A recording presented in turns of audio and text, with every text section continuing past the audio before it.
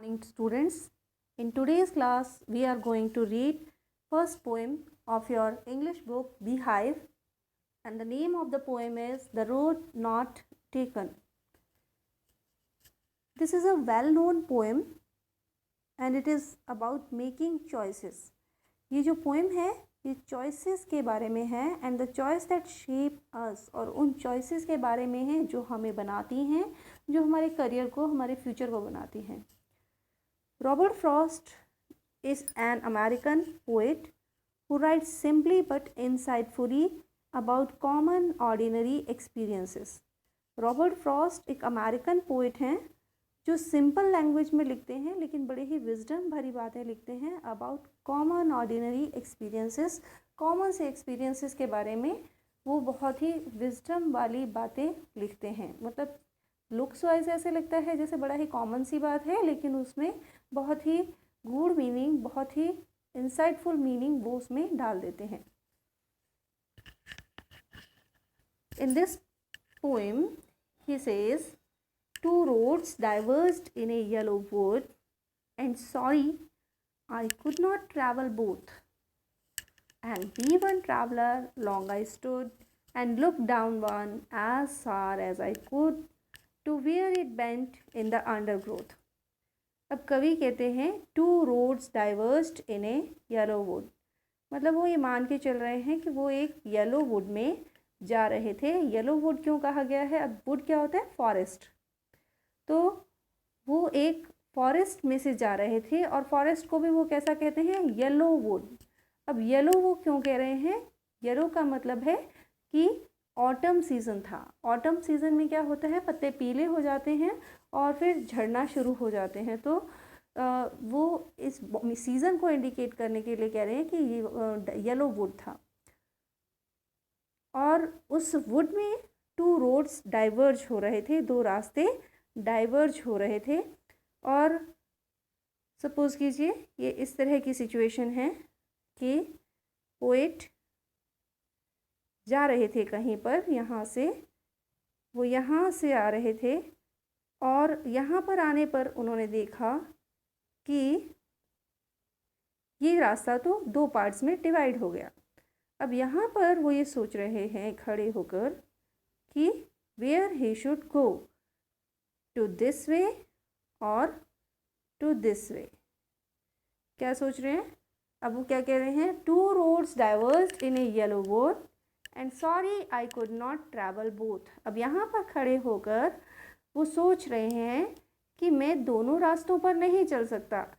And B one traveller, और क्योंकि मैं अकेला ट्रैवलर हूँ, लॉन्ग आई स्टूड. तो वो कहते हैं कि वो क्योंकि अकेले ट्रैवलर थे इसलिए बड़े लंबे समय तक वो यहाँ पर खड़े होकर सोचते रहे कि उन्हें कहाँ जाना चाहिए, इस रास्ते पर या इस रास्ते पर.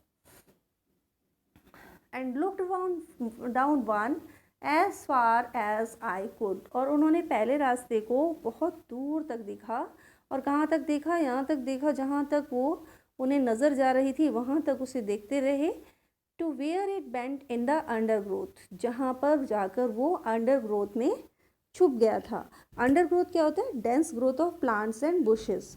पौधों की, पेड़ों की जो झाड़ियों की बहुत घनी ग्रोथ जहाँ पर होती है, दैट इज़ कॉल्ड अंडरग्रोथ. तो अंडरग्रोथ में जहाँ पर जाकर वो छुप गया था, वहाँ तक उस रास्ते को उन्होंने बड़े ध्यान से देखा. Then took the other just as fair, और फिर उन्होंने दूसरा रास्ता ले लिया जस्ट एज फेयर. क्यों ले लिया जस्ट एज फेयर? क्योंकि ये रास्ता भी उतना ही फेयर था, उतना ही अच्छा था. And having perhaps the better claim, और उन्हें क्या लगा कि शायद इस पर चलने का बेटर क्लेम, ये वाला जो रास्ता है ये उन्हें ज़्यादा अच्छा लगा. उन्होंने सोचा ये रास्ता बहुत ज़्यादा अच्छा लग रहा है मुझे.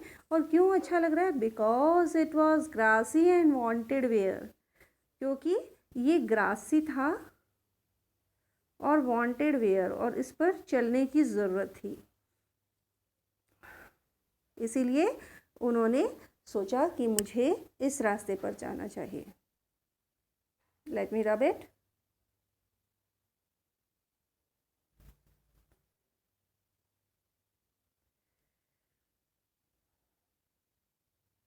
And both अब उन्हें क्या लगा कि then took the other just as fair, उतना ही फेयर लग रहा था दूसरा रास्ता, तो उन्होंने दूसरा रास्ता ले लिया।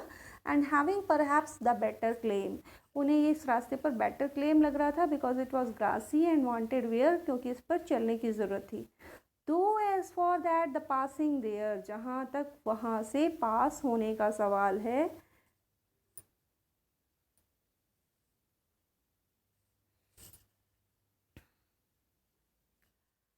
Had worn them really about the same, दोनों ही रास्ते उस दिन लगभग उतने ही चले गए थे, उन पर कोई उतनी ही टाइम तक चल पाया था।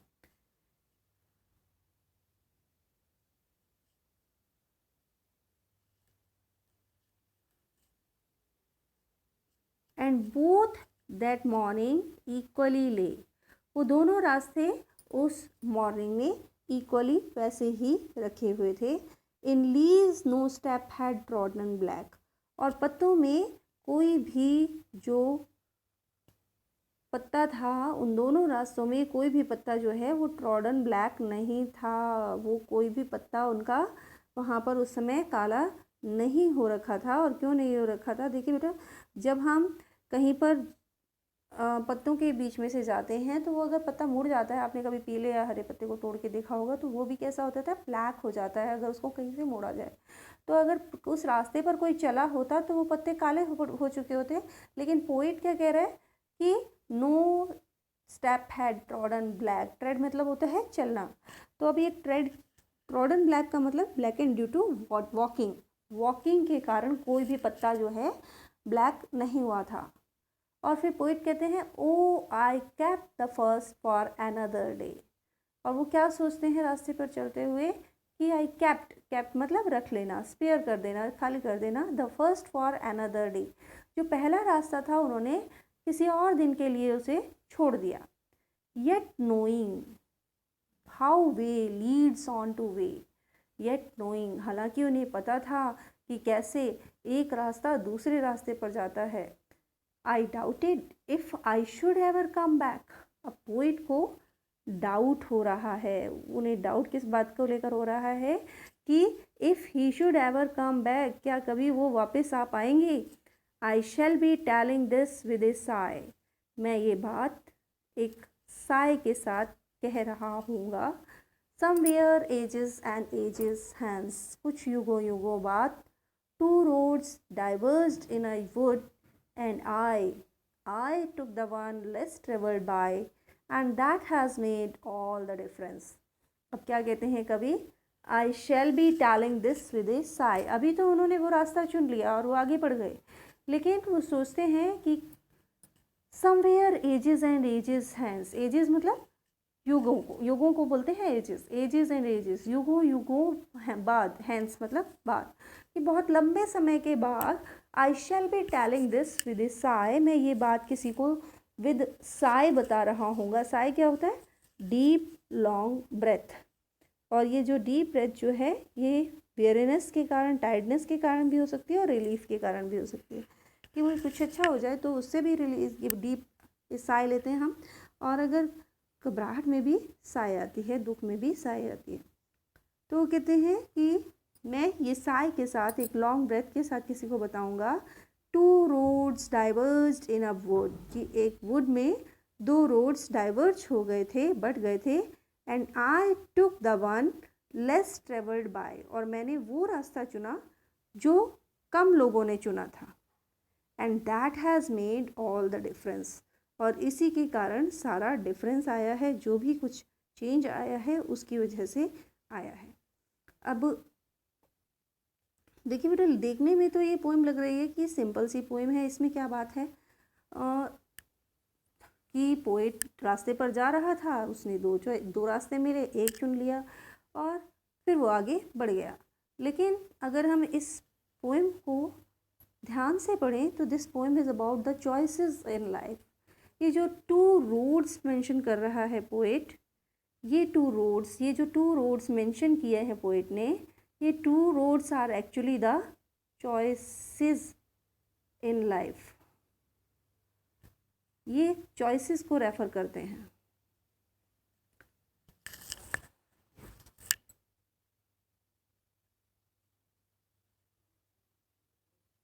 तो ये जो दो रास्ते जो हैं ये चॉइसेस को रेफ़र करते हैं। और चॉइसेस क्या हैं कि हम उन दो चॉइस जब भी हमारे सामने आएंगी तो दो में से कोई एक चॉइस हमें ऑप्ट करनी पड़ेगी, और उस चॉइस पर हमारा पूरा फ्यूचर डिपेंड करेगा कि हमने क्या चॉइस की थी और उसकी वजह से हमारे साथ क्या हुआ। अब ये चॉइस कुछ भी हो सकती है, ये आपके घर में खाना बनाने से लेकर आपके करियर की चॉइस तक भी हो सकती है। अब आप सपोज़ कीजिए आप अभी आपको कहा जाता होगा कि सोचना शुरू कर दीजिए कि आपको क्या बनना है। अब 10th क्लास के बाद आपको सब्जेक्ट्स ऑप्ट करने पड़ेंगे, उनमें आप सोचेंगे कभी कोई नॉन मेडिकल लेगा, कोई मेडिकल लेगा, कोई आर्ट्स लेगा। तो जो भी फील्ड लोगे उसके उस चॉइस के हिसाब से आपका आगे का फ्यूचर डिपेंड करेगा कि आप क्या बनने वाले हैं।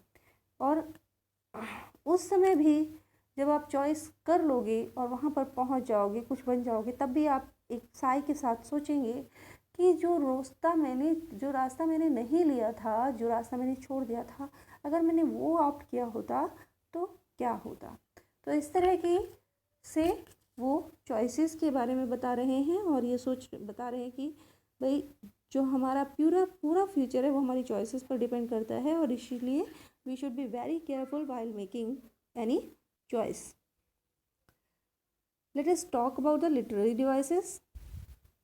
अब सबसे पहले तो हम राइम स्कीम की बात कर लेते हैं। राइम स्कीम क्या होती है बेटा?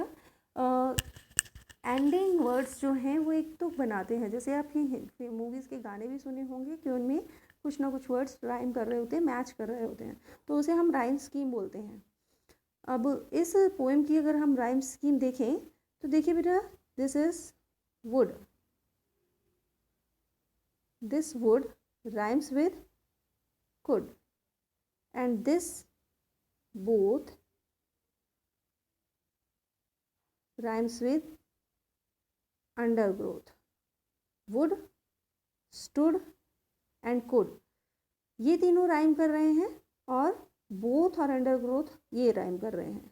तो हमारी राइम स्कीम क्या बन जाएगी? देखिए यहाँ पर ए, ये बी, ये डिफरेंट है इससे, इसलिए ये बी हो गई। यहाँ पर अगेन मैच कर रही है पहले वाले से, तो ये ए, और अगेन आपकी मैच कर रही है कुड, तो अगेन ए, और फिर अंडरग्रोथ मैच कर रहा है बोथ से, तो ये हो गई बी। तो आपकी जो राइम स्कीम बनती है यहाँ पर क्या बन गई? ए बी, ए बी, ये आपकी राइम स्कीम हो गई यहाँ पर, A B A B.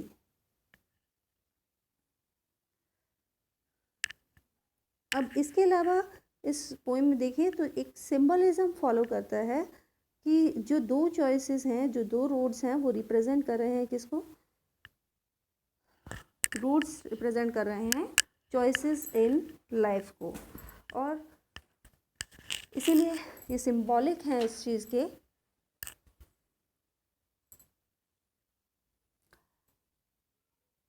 Another literary device in this stanza is anaphora. Anaphora का मतलब क्या होता है कि टू और मोर consecutive lines begin with the same word। अगर आप इस स्टैंजा में देखें तो ये सेकेंड,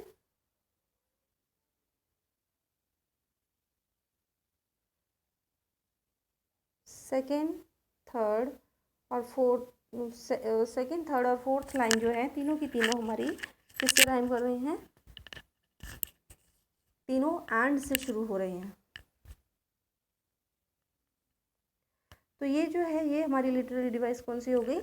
ये हो गई एनाफोरा। और अब ज़रा नेक्स्ट स्टेंजा पे चलते हैं, इसकी ज़रा राइम स्कीम हम देख लेते हैं। अब इसकी राइम स्कीम देखें तो आप देखिए, फर्स्ट वर्ड फेयर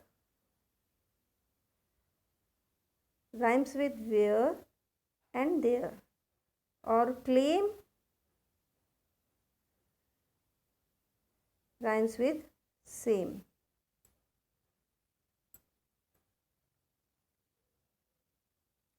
तो अगेन हमारी राइम स्कीम क्या हो गई?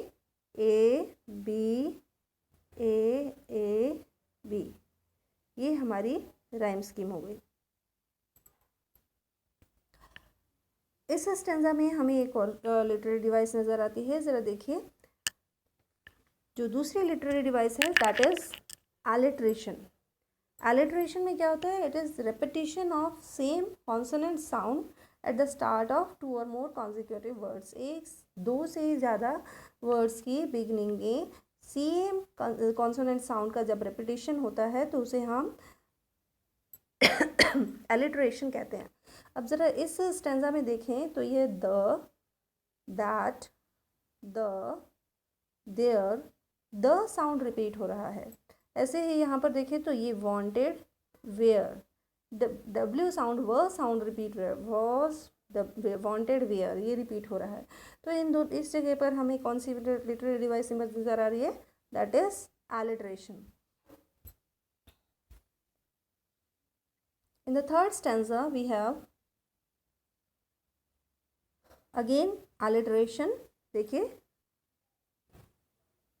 फर्स्ट, फॉर, इस दोनों में हमें क्या नज़र आ रहा है? एलिट्रेशन नज़र आ रही है। सेम कॉन्सोनेंट साउंड जो है वो बार बार रिपीट हो रहा है।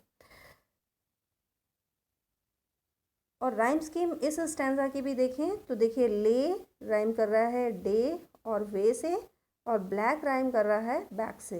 तो यहाँ पर भी हमारी राइम स्कीम ए बी हो गई। Then I shall be telling this with a Sai.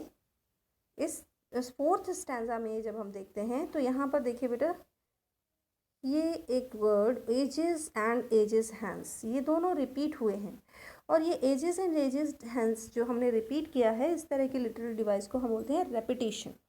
Repetition is a literary device in which same words or phrases are repeated for laying emphasis। यहाँ पर ages and ages hence जो है वो लंबे समय को शो करने के लिए यहाँ पर यूज़ किया गया है। तो ये literary device आपकी हो गई alliteration, सॉरी repetition।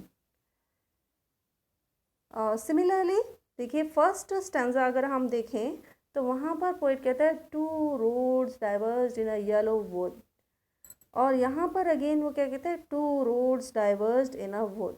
तो यहाँ पर भी एक तरह से रेपिटेशन यूज़ किया गया है और एम्फेसाइज किया गया है कि हमारी जो लाइफ है वो किस पर डिपेंड कर रही है? टू रोड्स, यानी कि जो चॉइस हमने की है उस पर डिपेंड करती है कि हमने हमारी लाइफ में किस तरह की सिचुएशंस आएंगी। So with this our poem comes to an end, and I hope कि आपको ये poem समझ आ गई होगी। And if you have any queries you can ask, and we shall be giving you the question answers and other things as well. Please, if you have any queries you can ask me yourself at my number. Thank you. Have a nice day.